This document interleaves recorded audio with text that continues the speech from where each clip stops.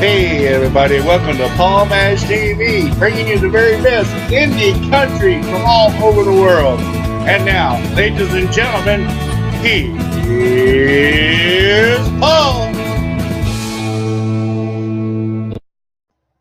Well, hello everybody, and welcome back to another awesome episode of Paul Mash TV. We're glad that you could join us today.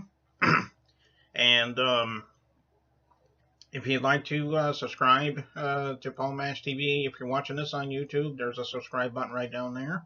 Just hit that and you'll keep up to date with all the latest episodes when they become available. And also, we'd like for you to like our Paul Mash TV page on Facebook. Just go to facebook.com/Paul Mash TV. And if you'd like to email us, just email me at capital P, then lowercase MASHTV, all one word, at gmail.com. And we love to hear from you, and you'll always be guaranteed a response.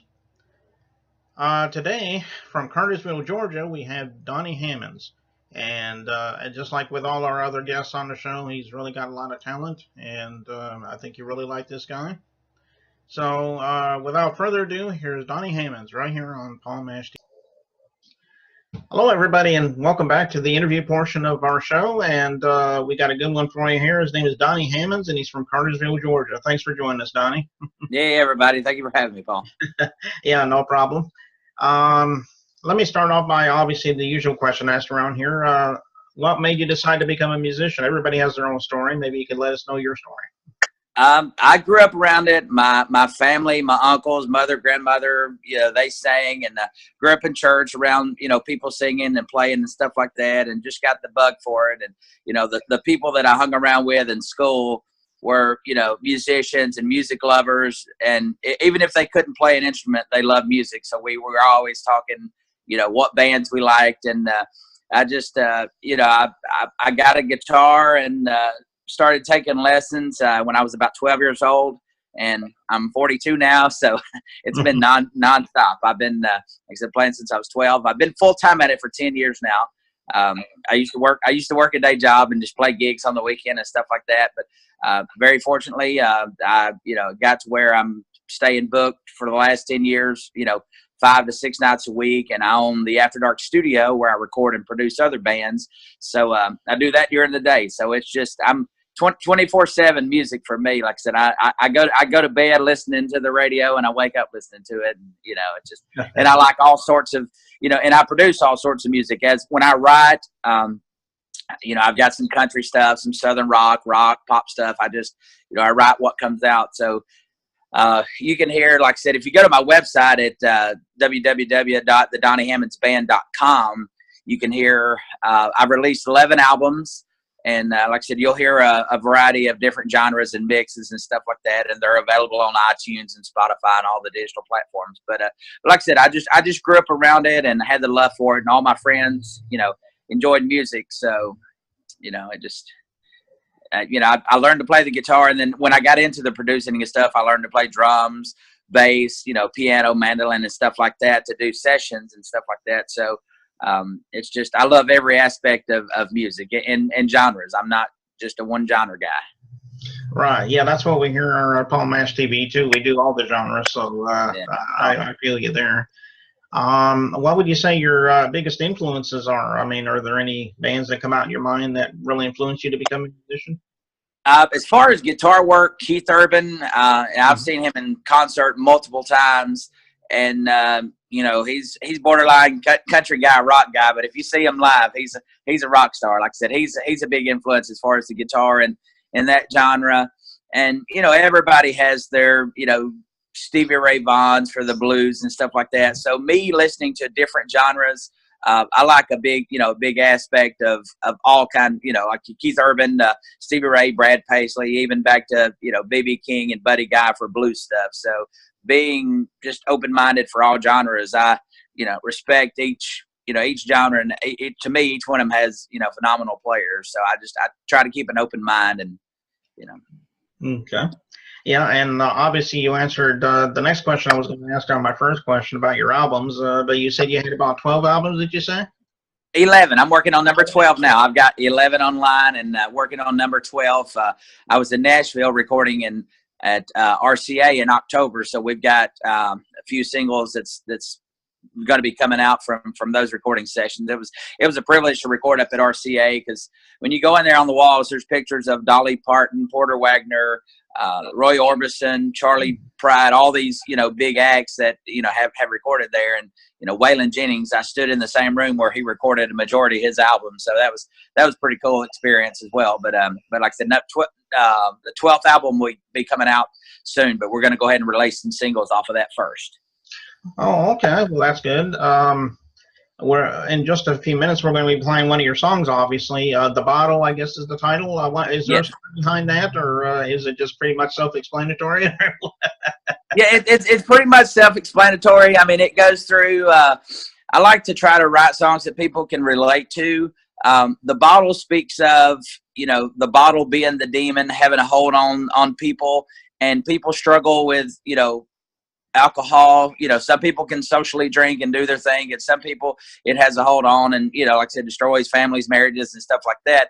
So this song is saying, pretty much in the beginning through the middle, that the bottle has a hold on this guy, and at the very end of the song, he lays the bottle down and gets a fresh new start. So it sounds like a kind of a dark song, but it has a positive ending. He lays the bottle down and gets a second chance at life.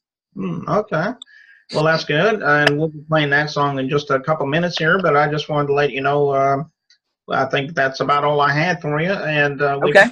Coming out, Donny, and we'd love to have you back out sometime if you have that album to plug or anything else you want to plug for us. Yeah, man, like I said, I'll touch base with you. It should be done hopefully in about a month or so. Like I said, we're going to be releasing some singles for it and just putting some, a few songs out there before we do the whole release. But as soon as it's ready, I'll definitely get with you and love to get with you and promote it as well. And I appreciate your time. Yeah, no problem. So let's go ahead and play that video right now. Here's The Bottle by Donny Hammonds right here on Paul Mash TV.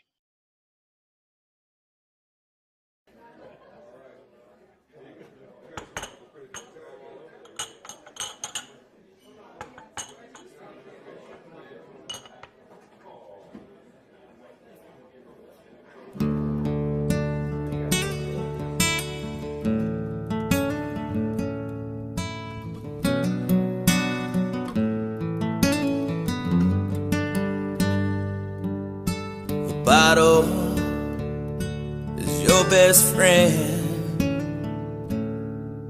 The demon is always near the end. The whiskey soothes your mind, and it helps you to unwind. You drown your memory one drink at a time. Just one shot is alright to help you through the night. When it seems all hope is gone and you're living life full throttle, you're fighting with the demon and the bottle. In the morning, when I wake up and the bottle's on the floor, a broken mirror laying there as I'm walking out the door to drown your memories and hurt no more. Just one shot is alright to help you through the night. When it seems all hope is gone and you're living life full throttle, you're fighting with the demon and the bottle.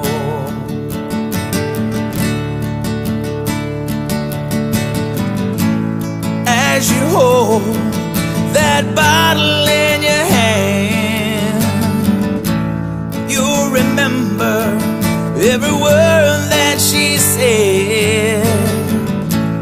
And you know it's time to make a change when you hear her call your name. Just one shot seemed alright. It helped you through the night. When it seemed all hope was gone and you were living life full throttle, you lived